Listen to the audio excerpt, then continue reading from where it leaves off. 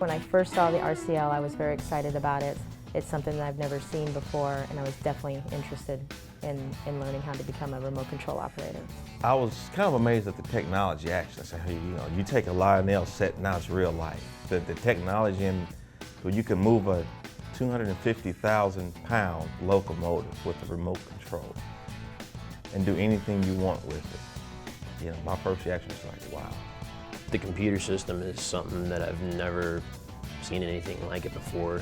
The whole satellites, the link-ups, the effective range of it, moving from here to there, the safety designs built into the box itself. They are, as the instructor who taught me said, it's a pretty slick little machine. That's just like playing a video game. A lot of hand-eye coordination. It's really no different than playing basketball in a sense where you have to be coordinated with what you do.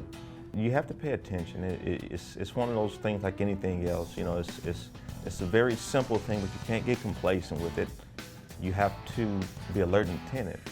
If you do mess up, at least you're messing up on the computer and you're not messing up out in the real world, if you happen to make a mistake. The RCL does exactly what it's told to do, whereas an engineer has just a little bit of feel for the train sitting up there. He knows we're going uphill, we're going downhill, and I know to set the air. You're doing everything. You're the conductor, you're the engineer. You have to know what type of territory you're on.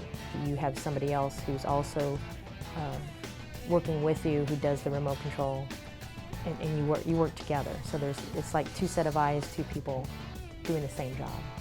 I've got that control of an engine, and I know I don't want it to move, and it's not moving until I make it move. That's just one of the main reasons why it's safer. There's no inadvertent movement with it. There's no mistakes when you have control of it. And that aspect alone that's worth its weight in gold. A lot of people that I've talked to that have asked me what I do for the railroad, when I told them that I'm a remote control operator, they didn't understand what it was. To them, the railroading is going from point A to point B on the big trains and stuff. The yard and like the remote control is kind of like the behind the scenes a little bit in the whole building process of the bigger trains.